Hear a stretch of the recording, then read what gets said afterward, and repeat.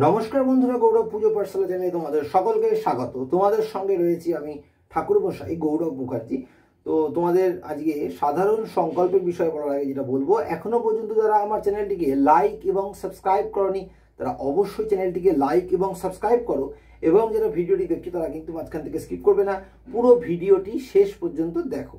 তো যেটা বলবো যে সাধারণ সংকল্প, তো সংকল্পের ক্ষেত্রে বিভিন্ন ক্ষেত্রে যেরকম যদি বলি দুর্গা পুজো বা কালী পুজো, এই সমস্ত বিভিন্ন পুজোর ক্ষেত্রে কিন্তু সংকল্পর ধরনও আমাদের আলাদা আলাদা আছে।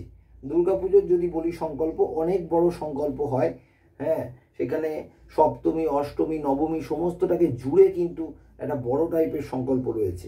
কিন্তু সেখানের থেকে কিন্তু অন্য যে সমস্ত পুজো আমরা যেগুলো করে থাকি ছোট পুজো অপেক্ষাকৃত, লক্ষ্মী পুজো যদি হয় বা নারায়ণ পুজো যদি হয়, লোকনাথ পুজো হতে পারে, এইরকম যে সমস্ত পুজোগুলো রয়েছে, কার্তিক পুজো হতে পারে, তাদের জন্য কিন্তু সংকল্পের পদ্ধতিটা অনেক সোজা সরল এবং পদ্ধতিটা আলাদা, মন্ত্রটা আলাদা।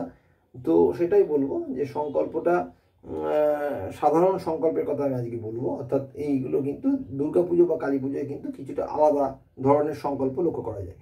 তো সাধারণ যে সংকল্প রয়েছে সেগুলো কিন্তু নিত্য পুজোর ক্ষেত্রে মানে নিত্য পুজোতেও যদি ব্যবহার করা যেতে পারে, যদি কেউ পুজো দেয়, অর্থাৎ কোনো রাধাকৃষ্ণের মন্দির হতে পারে বা কোনো কালী মন্দির হতে পারে, বা বাড়িতে যদি কেউ প্রতিষ্ঠা করে পুজো করে, সমস্ত ক্ষেত্রেই কিন্তু যে আমরা নিত্য পুজো করি সেখানে তো অনেকে মিষ্টি নিয়ে গিয়ে বা কোনো নামগোত্র দিয়ে কোনো বিশেষ দিনই পুজো দিতে পারে।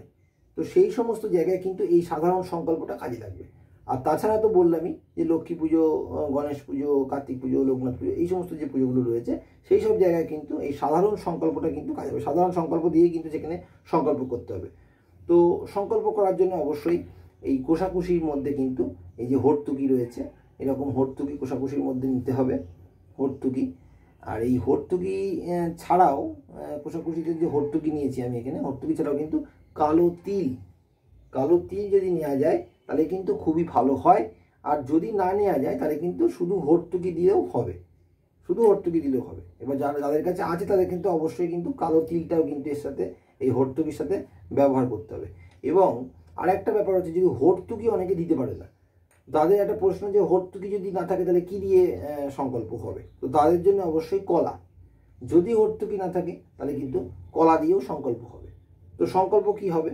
সংকল্প হবে বিষ্ণুরম তস্য অদ্য, তারপরে হবে যে মাস সে মাস, অর্থাৎ শ্রাবণ মাস হলে শ্রাবণ মাসে, ভাদ্র মাস হলে ভাদ্র মাসে।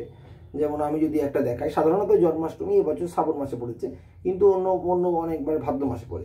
তো আমি দেখাচ্ছি যেমন এবছর যেটা হবে যে বিষ্ণুরম তস্য অদ্য শ্রাবণ মাসে কৃষ্ণপক্ষে অষ্টমী তিথৌ। এবারে নামগোত্র হবে, তারপরে হবে ঘনপত্তাদি নানা দেবতা পূজা পূর্বক।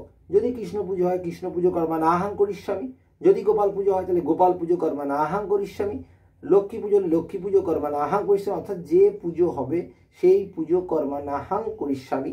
এটা কিন্তু শেষে, সংকল্পের শেষে হবে।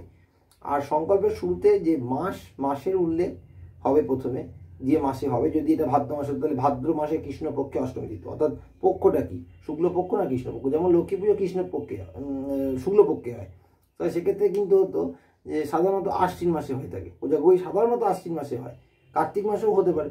তো যে মাসে হবে সেই মাসের উল্লেখ, কথা তখন হবে বিষ্ণুরম তস্য অদ্য, যদি আশ্বিন মাসে হয় আশ্বিন মাসে শুক্লপক্ষে পৌর্ণমাসং তিথৌ, অমাবস্যা হলে কৃষ্ণপক্ষে অমাবস্যা তিথৌ। এবারে যে মাস সে মাসের নাম, তাহলে প্রথমে হবে যে মাস সে মাসের নাম, তারপরে পক্ষ, কোন পক্ষে হচ্ছে, শুক্লপক্ষ না কৃষ্ণপক্ষ, এবং তারপর তিথিটা, অষ্টমী না নবমী না পূর্ণিমা না অমাবস্যা, সেই তিথিটা বলতে হবে।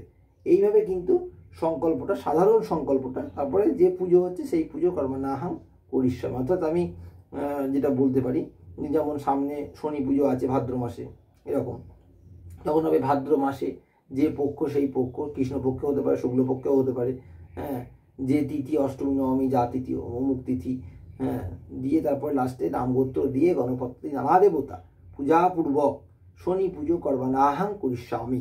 এইভাবে কিন্তু যে ঠাকুর সেই ঠাকুরের নাম এইভাবে কিন্তু দিয়ে সাধারণ সংকল্পটা কিন্তু শেষ করতে হবে হর্তুকি বা কলা দিয়ে।